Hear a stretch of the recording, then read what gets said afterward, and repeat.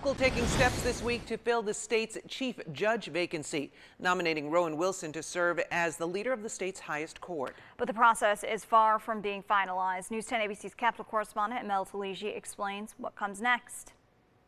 Rowan Wilson is brilliant. He's been on the Court of Appeals. He's extraordinarily bright. He's very, very personable. He tends to be a liberal. Which could be why the Senate is showing their support for Wilson in contrast to LaSalle, who they felt would be too conservative for New York.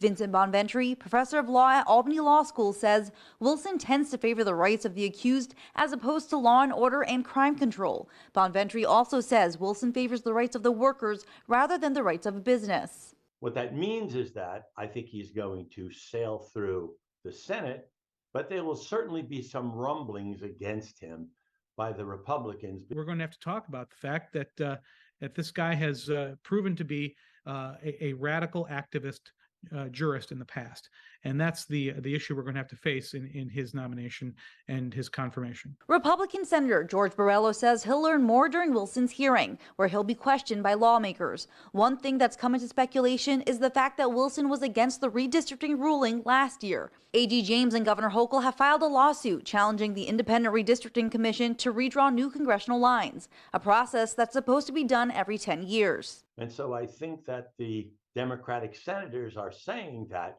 with Rowan Wilson as chief, and perhaps also with Caitlin Halligan on the court, there is a good chance that a majority of the court is going to say that the redistricting that we have in place now, the Court of Appeals should never have sent it to that trial judge. And to add another layer of confusion, Senate Majority Leader Andrea Stewart-Cousins says that there's been conversations about eliminating the Commission on Judicial Nomination. This is the group tasked with vetting candidates for the Court of Appeals. I'd like the executive to be able to name whomever their nominees are, and again, we put them through our process.